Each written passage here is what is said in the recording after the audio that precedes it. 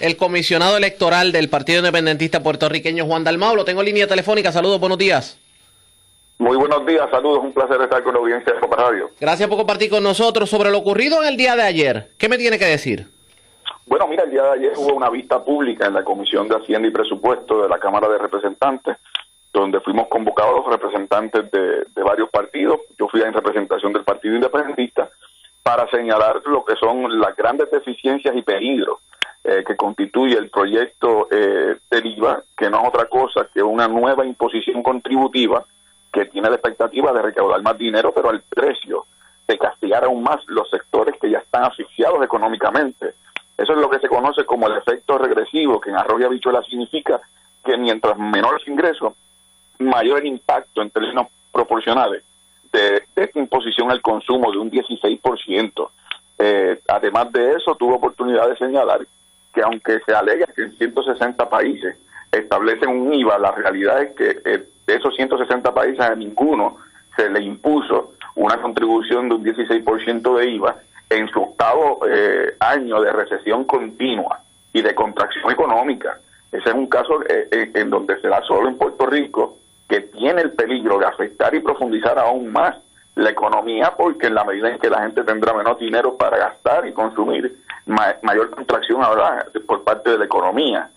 Por otra parte, me parece que las expresiones del gobernador y del presidente de la Cámara, alegando que no se habían dado allí propuestas concretas, es una superficialidad. En el caso de mi ponencia, yo di alternativas de recaudo que van, como yo he dicho en el pasado, de un 10% de imposición no confiscatoria a las corporaciones foráneas. Se llevan 37 mil millones de dólares, pero aportan solo un 2% en promedio. Algunas son absolutamente exentas. Hay que revisar ese concepto de exención y hay que imponerle un poco más de dinero en sus obligaciones contributivas porque se benefician de nuestra economía. Y como segunda alternativa, que a las que ya pagan un 4%, que son las filiales de corporaciones extranjeras, que fue un proyecto de la pasada administración y que se mantuvo en esta, se le aumente de un 4 a un 6, que permite allegar 1.000 millones de dólares al fisco.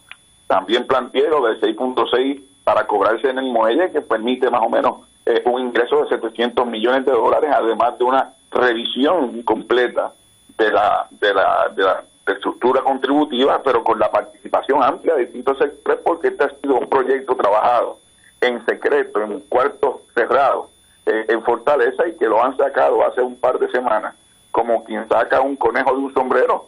Y esto es un asunto muy serio que tiene un impacto muy grande, porque se van a estar incluso tributando en ese 16% artículos que ahora mismo no tributan cuando se compran bajo el IVA.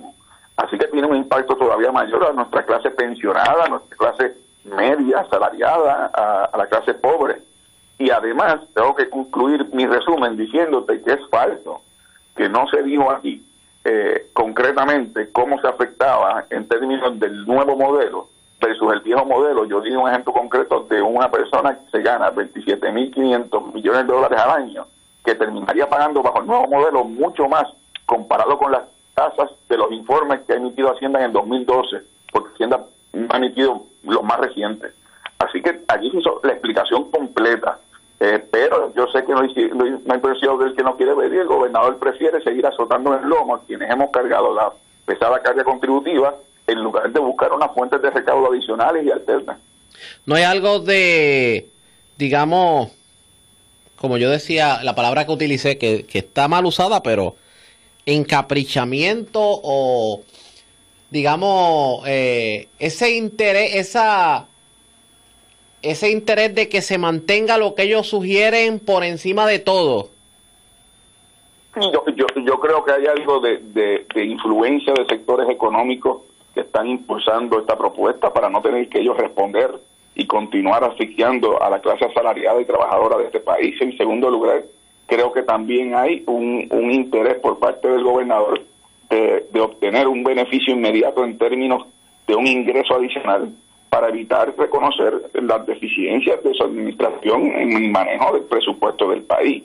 Así que sí, hay una mezcla de ambas cosas, pero tengo que decir lo siguiente: imagínate si esto es peligroso, es grave, que el proyecto, tú sabes que el gobernador anunció que se recibirían unos reintegros para la gente que haya tenido que pagar el IVA, pero que tuvieran determinados ingresos.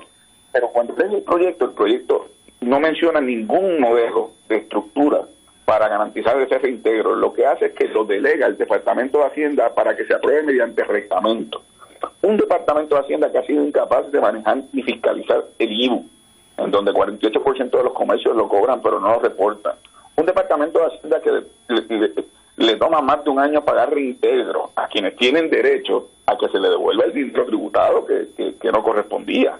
Un Departamento de Hacienda que no ha podido manejar lo de los impuestos en los muelles ni la fiscalización que hay que realizar.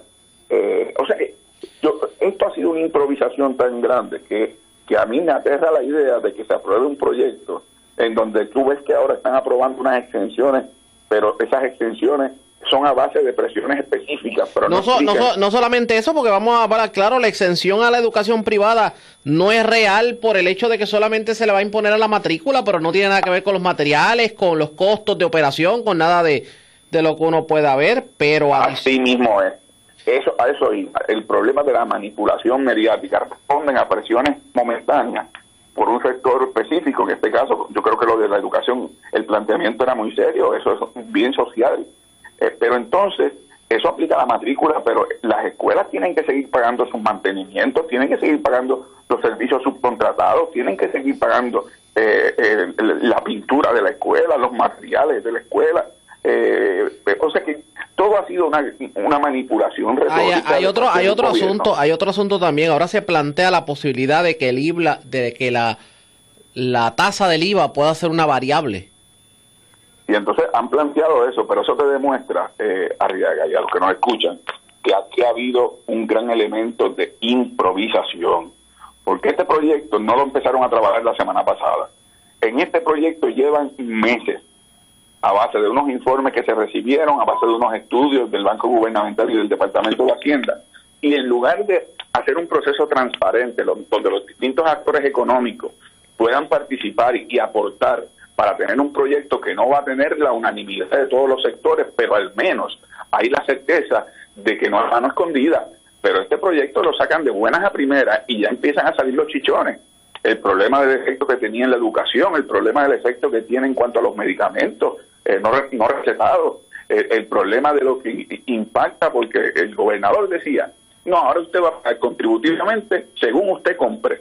Pero es que una madre soltera no tiene la alternativa de no comprarle comida a los hijos, o de no comprar las meriendas de los hijos, o la ropa de los hijos. Yo algo que no entendí ayer en las vistas públicas, ¿por qué insistir en un % cuando, seamos realistas, la persona que menos cobra, más gasta? ¿Por qué vamos a hablar entonces de que no, porque un 15, un 20%... Pero si la mayoría de la gente, una madre soltera con 2 o 3 hijos, se le va todo su sueldo y hasta hay que pedir prestado simplemente para consumir para sus hijos. Insisten en ese % porque aquí hay una política pública de que a falta de sombreros corta cabeza. Eso lo que significa es que el gobierno necesita unos ingresos inmediatos para el año preelectoral y entonces, en lugar de tener que ampliar la base contributiva, en términos de que paguen los que no están pagando o que no pagan lo suficiente teniendo el ingreso y las ganancias, mejor impon un % fijo para todo el mundo, como si fuera a tener el mismo sexo, y como tú bien señalas, no lo tiene. Aquí hay personas que viven pagando un mes la hipoteca, el otro mes la luz, el otro mes la escuela, si pueden, con grandes necesidades, porque aquí los salarios bajos los tienen la inmensa mayoría del país. Y por lo tanto, me parece a mí que la estructura contributiva que se ha montado de forma muy fría y de forma muy atropellada, sin tener conciencia del impacto social que eso tiene. Mayor gente se irá del país. Digo, yo no sé si el gobierno entiende que somos un país de salario mínimo. Sí, somos un país empobrecido, con una población cada vez mucho más reducida, que además tiene la deuda pública más grande de toda la jurisdicción norteamericana, y que además ahora proponen imposición de un IVA en momentos en donde tenemos una contracción económica en su 8º año. Y entonces, cuando yo pregunto a vistas, yo planteo cómo se le va a delegar las funciones de fiscalización del IVA al mismo Departamento de Hacienda, que no pudo fiscalizar el IVU y que no puede fiscalizar los muelles. Y entonces la respuesta del presidente de la Cámara fue, no, el Departamento de Hacienda hay que reestructurarlo completo, de arriba abajo. Y entonces yo le digo sorprendido, bueno, pues si ese es el caso, ¿por qué no empezamos por ahí? ¿Por qué no le damos recursos, más recursos humanos, más recursos económicos, mayores herramientas de fiscalización con una colaboración de los municipios que han tenido éxito en la forma en que se cobra el IVA municipal? Pero entonces aquí quieren poner la carreta frente a los bueyes. Y eso lo que va a garantizar es nuevamente un fracaso. Y si te fijas, José Raúl, y los que nos escuchan, sí, los argumentos que se están utilizando, apúntenlo, los argumentos que se están utilizando a favor del IVA fueron los mismos que usó Acevedo Vilá y Alejandro García Padilla a favor del IVA, y son los que hoy están diciendo es un fracaso. Pero yo nos dijo esta mañana que el IVU no era creación del Partido Popular Democrático, pero que yo sepa ese proyecto salió de la oficina de Aníbal Acevedo Vilá. No, bueno, y el propio Aníbal se expresó esta semana y dijo que fue un error de él.